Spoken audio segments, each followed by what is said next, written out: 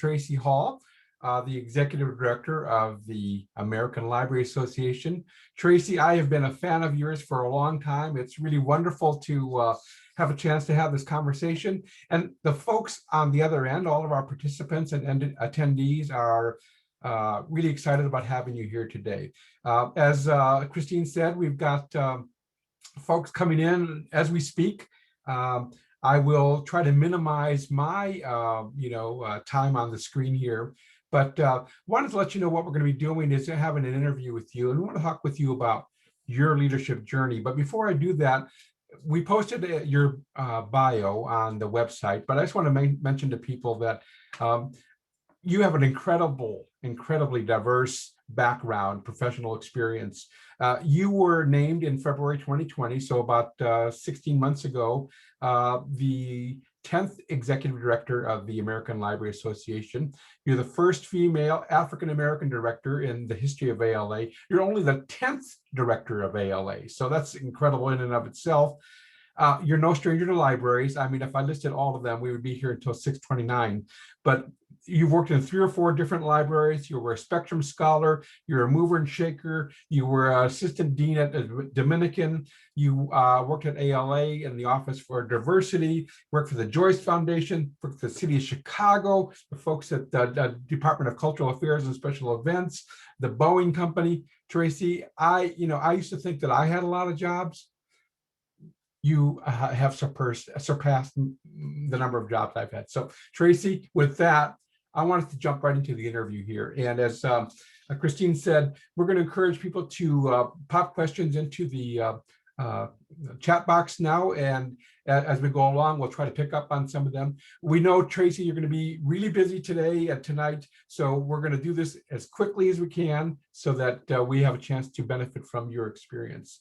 Tracie, I just did your bio, but how did you, what was your leadership journey? How did you get to where you are today? Can you tell us briefly? Sure. Before I do that, I definitely want to thank you, Christine, for your support today. And I just want to thank you, Martine. I will do anything you ask me to.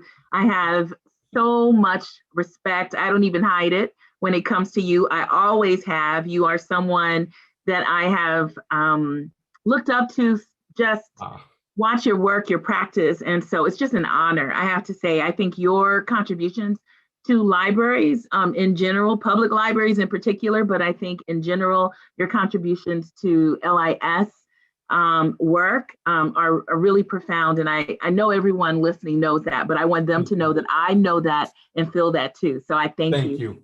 I got into libraries really honestly.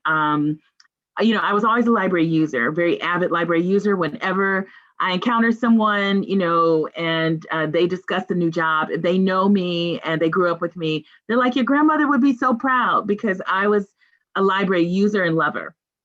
And I think that my family had a very sort of considered public libraries to be a part of the reparations practice, package for Black folk, especially because we know that there's this whole history of compulsory illiteracy that was attendant to the history of African enslavement in this country.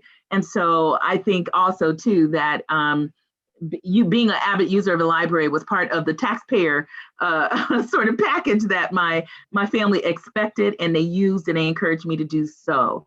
But it wasn't until I directed a homeless shelter. I've always been interested in homelessness. I think, we shared this, background in LA. And I grew up in Watts, and, if you know the geography of Watts, you know that you don't even have to get on the highway to get down to Skid Row. So we had, my family had experiences with homelessness and took compassion on others who were still, sort of locked in that experience.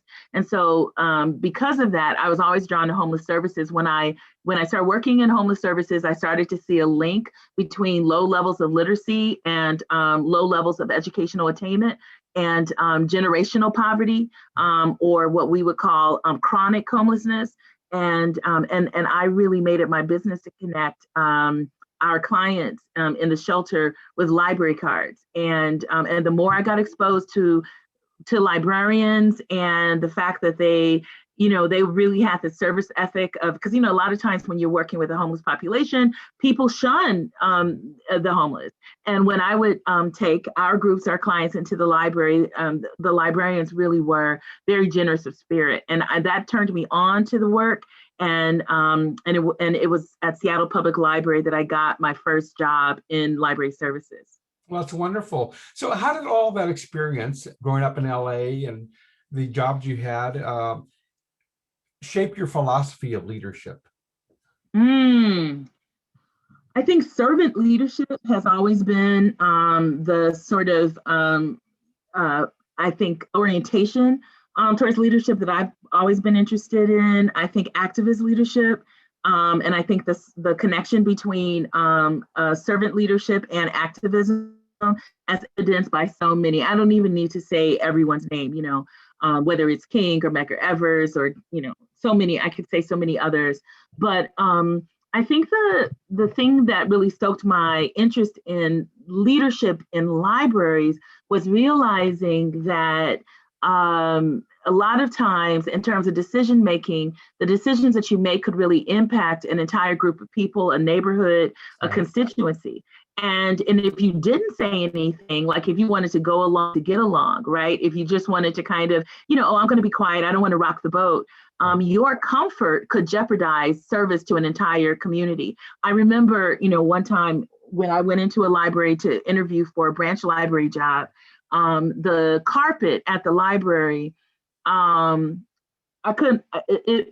just wanted to sit on the carpet and start looping it myself. Oh. It had so many holes and things like that, in it. And I think several times walking through the library, my own feet kind of got caught up in the carpet. And I remember saying, what's up with this carpet and the paint? And basically, I really, the aesthetics of the library, it said, oh, we don't really care about the people who use it. And as they were asking me all of these questions, when they got time to say, well, what are questions do you have for us? I said, listen, I'm coming from homeless services, and how you treat your facilities are basically your silent message to how you'll treat your constituency. The environment of this library doesn't speak well for how this library might think about its community. And I want you to know that if you hire me, I'm going to talk about that every day. And they said, oh, but this, it's going to be scheduled for remodeling in like 5, 6, 7, 35 years. So, I said, well, I just want to let you know, if you hire me every day, every day I come to work, and every day I came to work, they hired me. I sent an email, a letter, something saying we have to do something about this. In less than a year into my tenure, we did. And less than a year into my tenure, they changed. I got the job. They changed the carpet. They painted. A lot of other things happened. And our circulation, by other reasons, to other metrics and stuff, increased by 189%. Wow.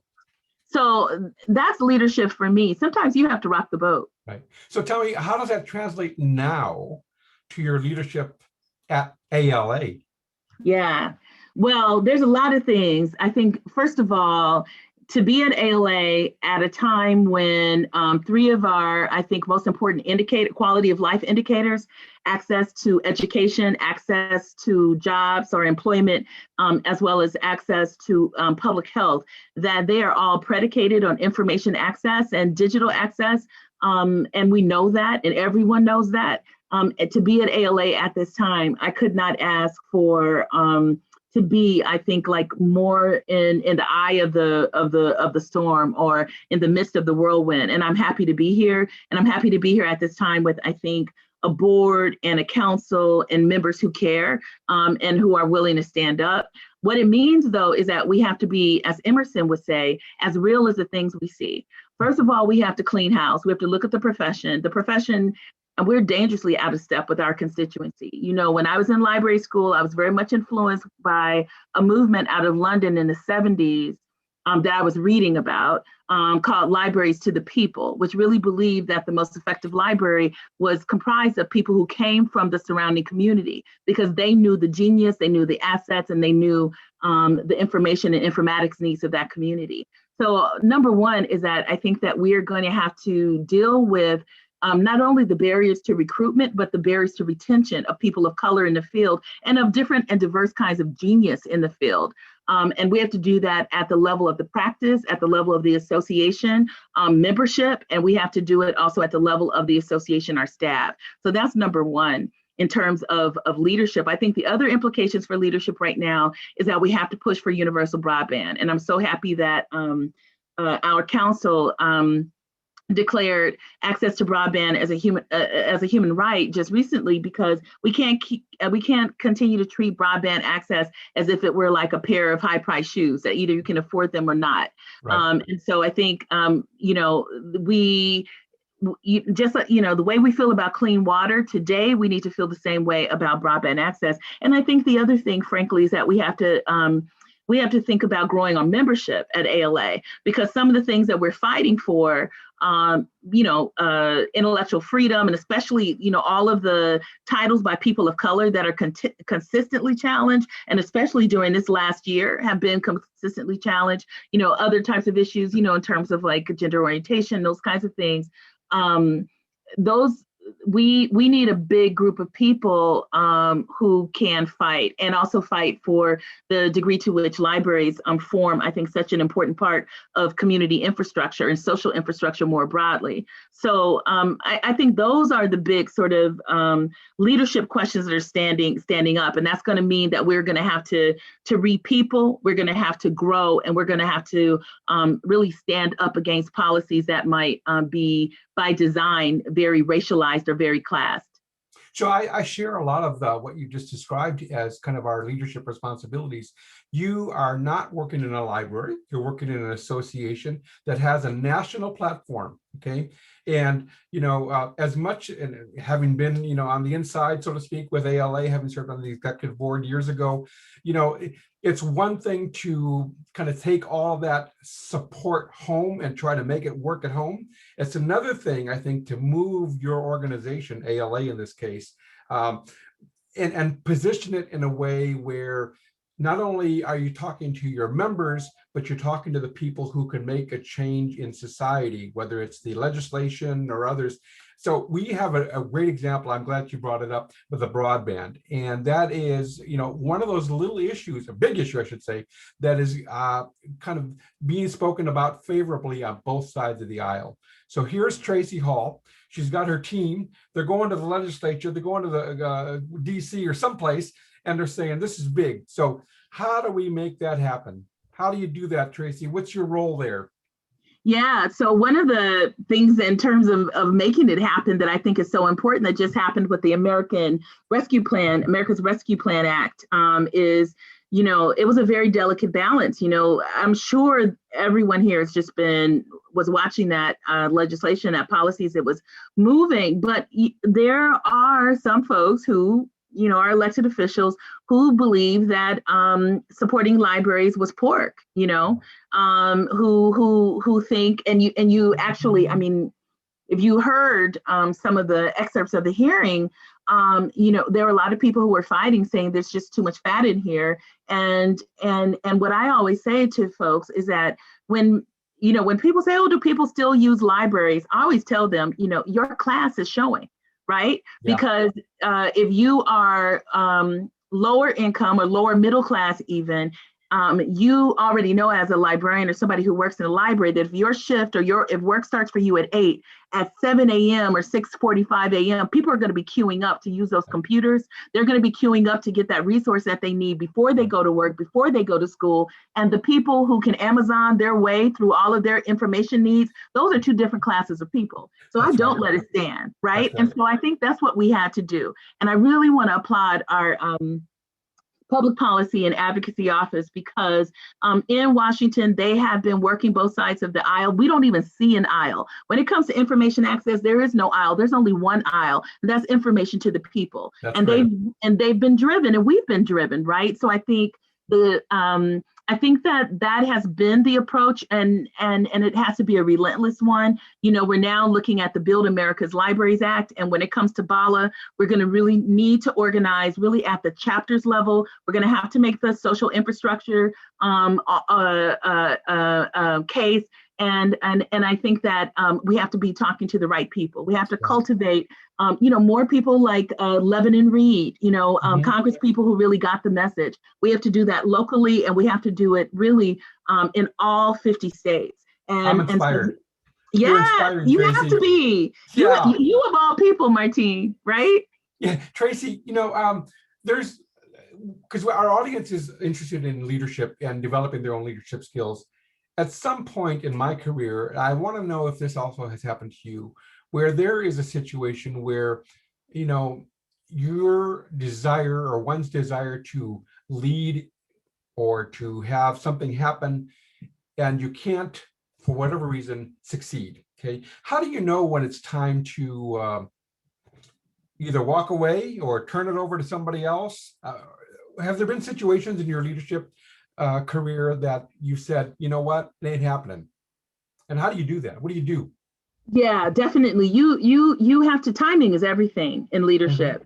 Timing is everything. And I think that you can make arguments in very particular types of ways. Sometimes you just have to socialize the idea. And I say that that was a tactic that I learned at Boeing, is that sometimes if you have if you're doing some change management, you really have to create a smooth road by building the relationships and talking about it on a one-on-one basis. And sometimes letting other people carry the ball. Okay. Sometimes it also means as well that you have to sort of do it incrementally, that you have to do the first thing first and the second thing second and the third thing third.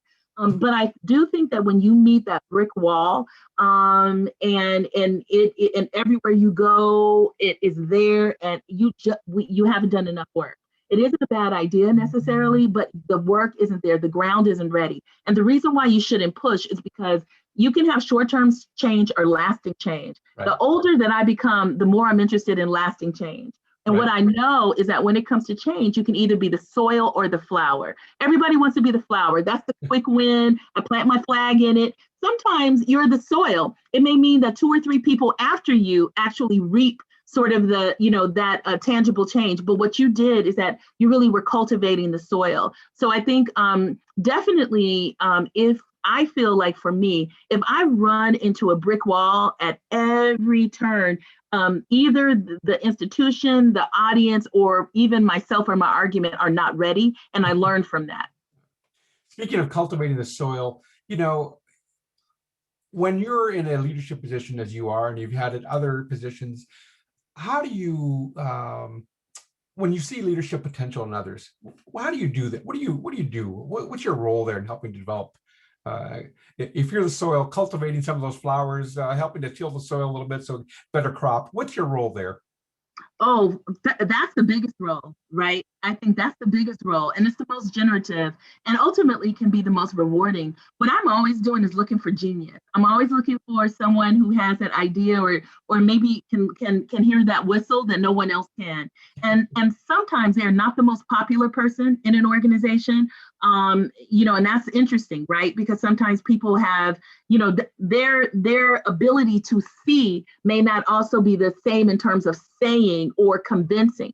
So what I try to do is run a lot of interference. I try to create a condition for folks like that to have my support and to have my validation. But I also tell you something that I started doing a lot in philanthropy, because philanthropy has the same type, first of all, talking about decisions, you're making decisions with money, Right. right? This But is when also you're at the Joyce Foundation, right? yeah, the Joyce Foundation, and before that at Boeing, because I worked in Okay. global corporate citizenship, right? So one of the things that I started doing a lot, and I really did it at Joyce because I was a program director, so I had more latitude, is that I would look at however much it took to go to a conference or to stay there, that kind of thing. And I would always pick a younger leader and a younger leader of color. The reason why I was able to do this is because Joyce was really interested. It said in its motto, cultivating the next generation of Great Lakes stewards, because we worked across the Great Yes. Lakes region. And I justified it by saying, well, this is how much it would cost if I stayed in just a hotel myself, the luxurious hotel attached to this conference, or this is how much it'll cost if I stay somewhere else, like an Airbnb or something like that, multiple rooms, and I'm going to bring people, ask them first, do you Wow. want to come to this conference? And so I never went to any conference without bringing somebody who was in a different generation than me, and then someone who might not be able to get there and otherwise. And then I would say, look, I'm not going to be trying to shadow you or micromanage your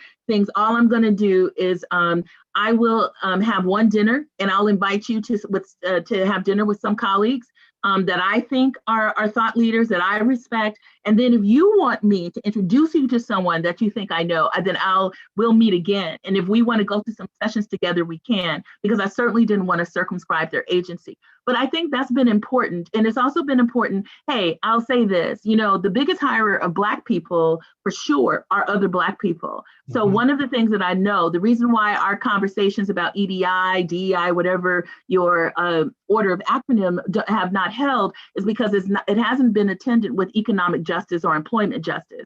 We know that people of color with the same degrees as their white peers tend not to be hired at the same rates.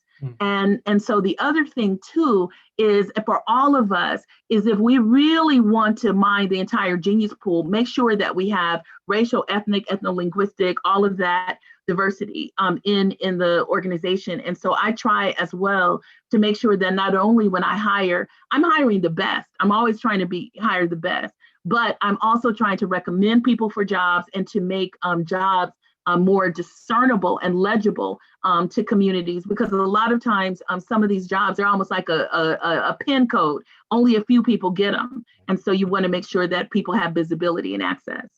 Well, I always remember, one of the stories I like to share is that whenever I had an opportunity to get into a new position, a position that maybe, there could be somebody else who has more years of experience, or maybe they've been a deputy, this or that, and I hadn't had that experience.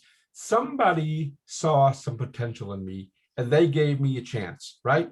And they said, go for it. I got your back. And, or maybe they didn't even say that, but I knew they did. And so it gave me an opportunity to show that I could do the job. They had, Oakland was my first directorship when I was running the Oakland Public Library. And that's how that happened, because somebody said, the city manager there said, let's give this guy a shot. And so again, just kind of mimicking what you said, he was, a well-known, one of the leading African-American city managers in the country, Henry Gardner. I'll never forget him. And it was, he gave me my chance. So now you're at ALA. I don't need to remind you, I'm sure. So what are your leadership challenges at ALA? Mm-hmm.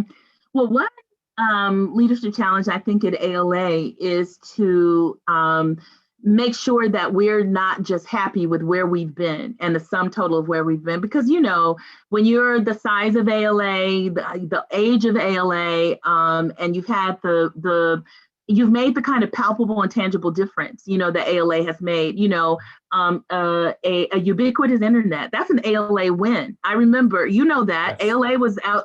There's some things that we enjoy. Like right now, we're in a culture where it's easy to critique, right? It's easy to say, and I think a big organization like ALA is very vulnerable to that. But when I look at ALA, what drives me towards ALA and what really fuels every day for me is knowing that ALA itself is responsible for some huge social wins when it comes to information access. And if we can do that, then we can do more now. Mm-hmm. So the biggest change management for me at ALA is getting people to understand, especially my generation, Generation X, and younger, to say that the reason why you join an association is not just for your personal career trajectory, but because of your activism, the things that you want to do in the world. And the quickest way to do that is by heft, by force.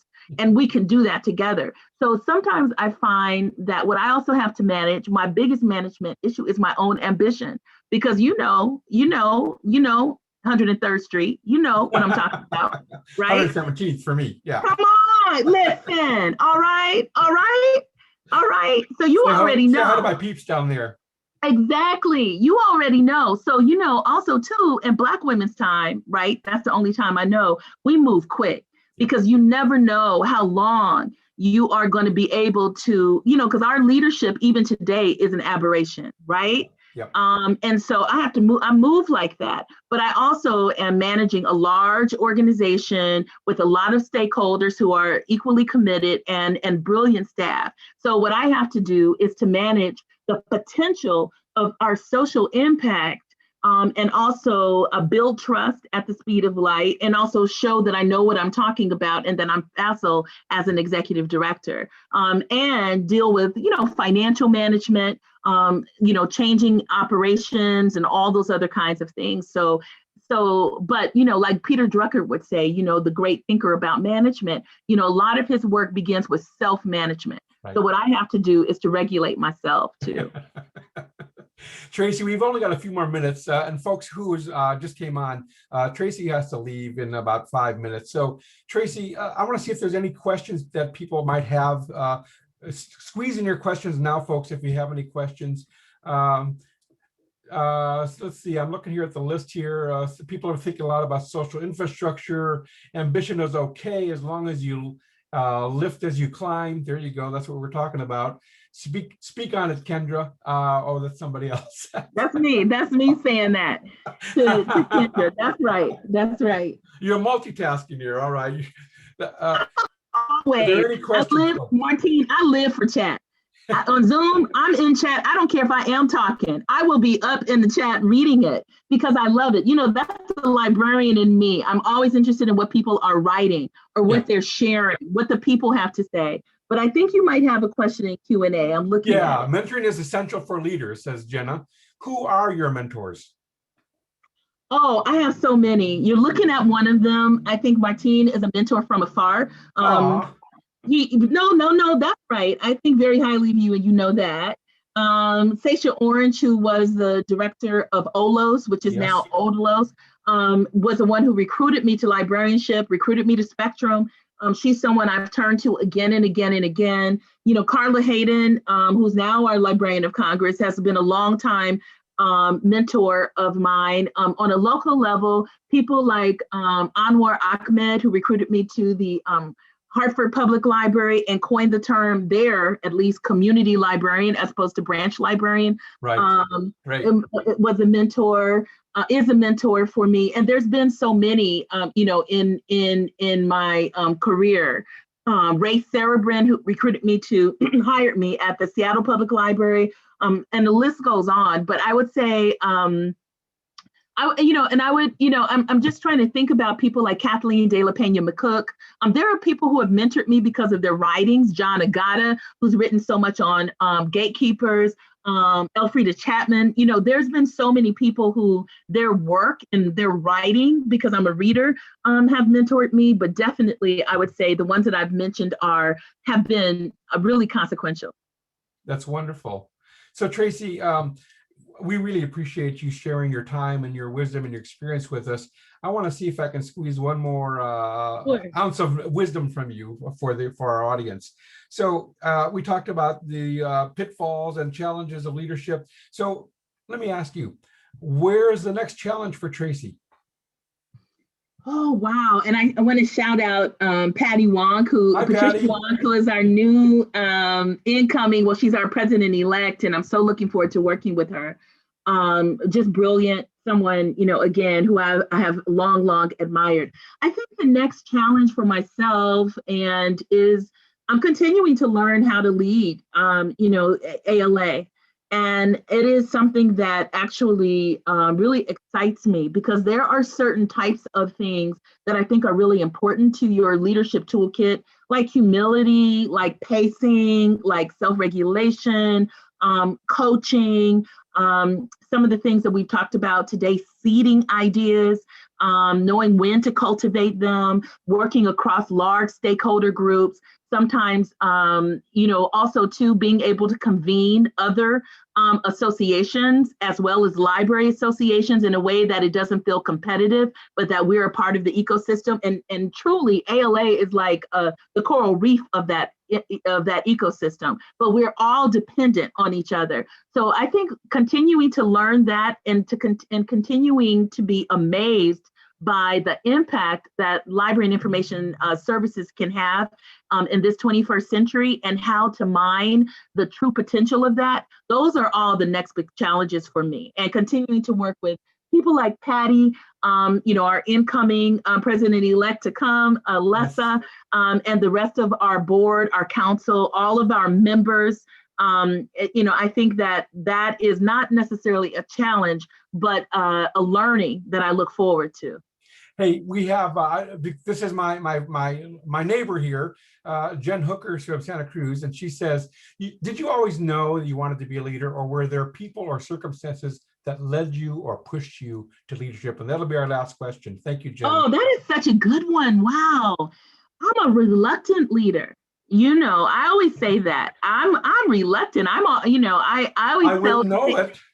Listen, well, it's true. I mean, that's my heart telling you the truth here, because I tell people all the time that when I would read the books, the fairy tale books, and it would be like the queen and the king or the prince and all those other kinds of things, I always wanted to be the magician. If they had like a magician in there, I wanted to be the magician.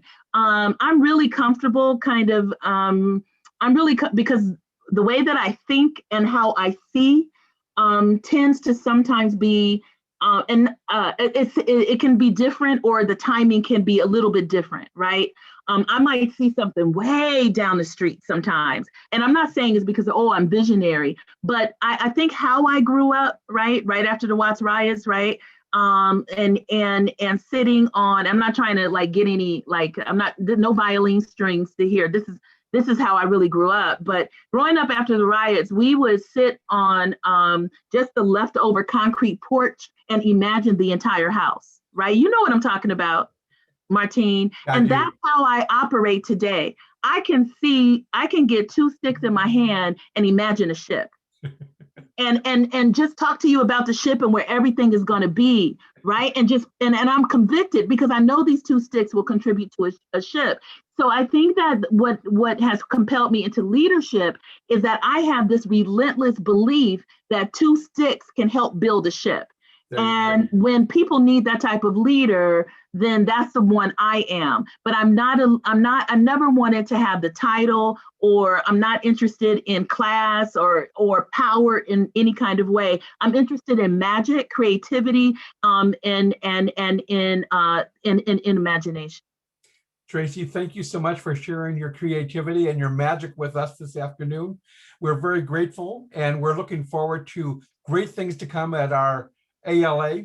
You're the right person at the right time for this organization, and we look and wish you all the best. And on behalf of our colleagues at the Developing Leaders in California Libraries, the California State Library, and IMLS, I want to thank you so much. You have been wonderful and a great inspiration, I'm sure, to everybody. As somebody just said, your passion is infectious. That's a good kind of pandemic, right? Hey, thank you so much, Martine, Christine, everyone. I'm so happy to be here. And I just want to say to you, Martine, in closing, I want to thank you publicly for being an example of excellence that I've looked to for a very long time. So I just want to say thank you. I love you too. Bye, Tracie. And folks, we'll let Tracie go, and thank you for all coming, all right? Thank you so much, Christine.